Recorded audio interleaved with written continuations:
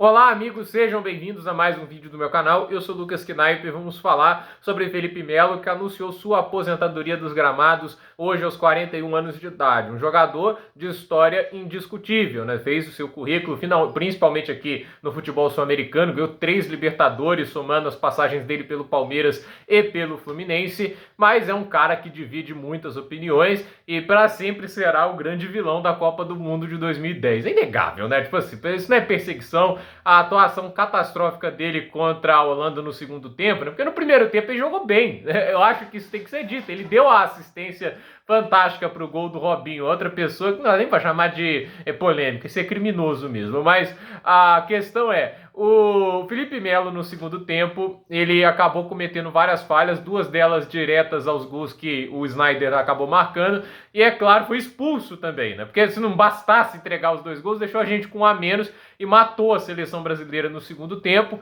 E isso fez muito parte do principal problema da carreira dele. Isso é inegavelmente um problema, né? Porque se esse problema custou uma vaga às semifinais da Copa do Mundo de sua seleção, não tem como você falar que isso é uma qualidade, uma romantização, uma catimba dele, porque ela tem que funcionar, ela tem que dar certo. O Felipe Melo é um cara de temperamento explosivo, e olha que ele quase causou uma guerra civil dentro do futebol turco entre Galatasaray e Fenerbahçe, quando ele deu uma entrada criminosa, acho que com menos de 1 minuto de jogo, que fez os torcedores turcos, que são fanáticos, são malucos, né, invadirem o campo para tentar agredir ele. Foi um negócio bizarro, mas é o tipo de coisa que o Felipe Melo faz, né? Ele é um cara extremamente agressivo nos duelos no campo e, assim, inegavelmente ele tem talento e qualidade. Ele não teria ido para a seleção de 2010 se não tivesse muita qualidade para jogar futebol, mas é aquele negócio, imagina se fosse um cara mais com a cabeça no lugar, né? Eu não vou falar de ética profissional, de treinamento, porque eu não acho que esse seja o caso dos problemas do Felipe Melo.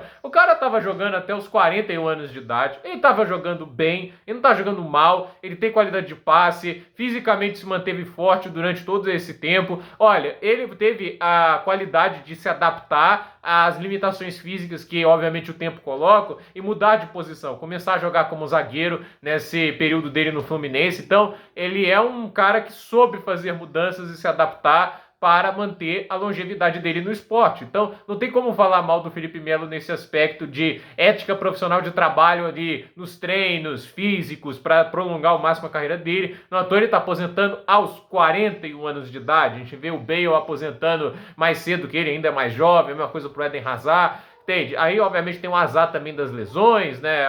Não sabemos se essas lesões são falta de comprometimento. Acho que o do Hazard tende até a ser mais, porque ele tinha realmente um histórico de não ser o cara mais comprometido nos treinos, né? Mas, cara, assim, tem corpos que não nascem tão abençoados em resistência física às pancadas que o esporte pode dar. Mas o fato é que, assim, esse temperamento dele não tem nada a ver com a dedicação dele fora dos gramados, né? Às vezes isso até a dedicação dele dentro dos gramados, hipercompetitividade, mas essa falta de controle emocional dele custou caro para a seleção brasileira e, obviamente, fez ele ser um jogador bastante detestado, né? Tipo, não dá para falar que ele sai ali como um grande ídolo do futebol brasileiro, porque ele não sai. Ele vai sair como ídolo dos times que jogou quando jogou bem, e isso é inegável. E tem todo o direito da torcida parabenizar e, obviamente, apoiar tudo que ele fez pelos clubes. O torcedor do Palmeiras, o Fluminense, está totalmente livre para adorar o cara. Eu, pessoalmente, falando aqui de maneira imparcial, ó, grande carreira, o cara tem aí, pode se orgulhar de tudo que conquistou, carreira longeva, deixou sua marca no futebol brasileiro de clubes, mas eu nunca vou perdoar o cara pelo que ele fez lá no jogo contra a Holanda. Sério, aquilo ali não tem condição. Aquilo ali, tipo, o Brasil, tipo, não era uma super seleção a de 2010, a do Dunga, né?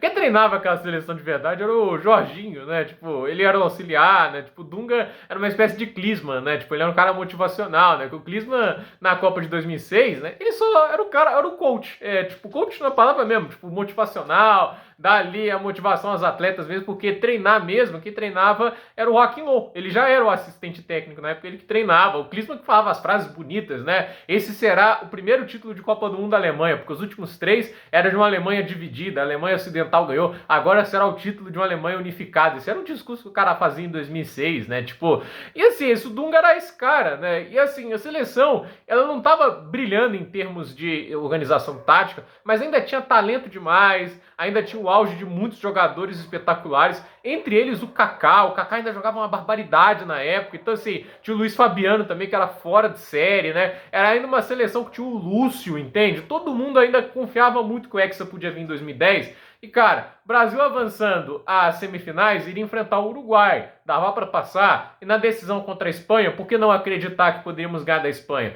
A Espanha foi campeã, legal, Vicente Del Bosque, uma lenda do futebol. Mas assim, uma seleção tão sem graça, uma seleção mais sem graça a ganhar a Copa do Mundo, né? 1000 passes para marcar um gol só, né? Eles tinham sofrido para passar do Paraguai, né? O jogo contra a Alemanha, ok, a Alemanha é freguês da Espanha também, quanto tempo, né? O negócio chega até a ser ridículo, mas assim, ganharam da Holanda, não foi uma vitória convincente também, foi na prorrogação, inclusive uma das finais de Copa do Mundo mais chatas que eu já vi, misericórdia, jogo horroroso.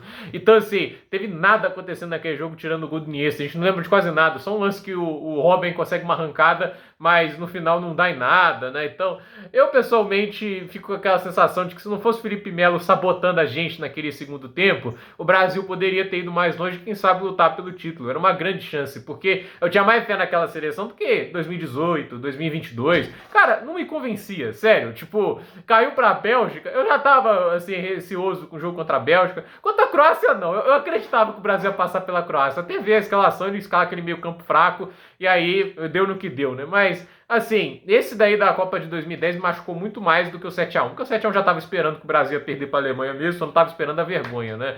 Agora, essa derrota, porque dava a sensação que o Brasil podia ser campeão, e não foi, mesmo porque um jogador perdeu a cabeça completamente e cometeu um monte de erros e no final descontou em cima do jogador adversário e foi expulso, entende? É impressionante pensar que do jogo que tinha dois descontrolados de um lado e do outro, porque tinha o Felipe Melo holandês, né, o De Jong, que é um caneleiro que todo mundo tentou vender como um grande jogador, só que era um cara também, tipo, batia nos outros, era também outro despirocado da cabeça, né? E assim, quem foi expulso, né, quem desequilibrou o jogo negativamente foi o Felipe Melo. Então, infelizmente é isso, mas pode parabenizar a carreira dele por clubes, né? Campeão da Libertadores, história fantástica dentro do futebol brasileiro, mas eu pessoalmente não consigo esquecer e não consigo não ficar revoltado, isso nunca vai sair da minha cabeça, aquelas quartas de final da Copa de 2010. Gente, por esse vídeo é isso, dúvida nos comentários, deixe seu like, se inscreva no canal e Felipe Melo, parabéns pela sua carreira como clube, jogando por clubes, futebol, carreira longa, vitoriosa por títulos, mas por 2010 isso aqui, tá?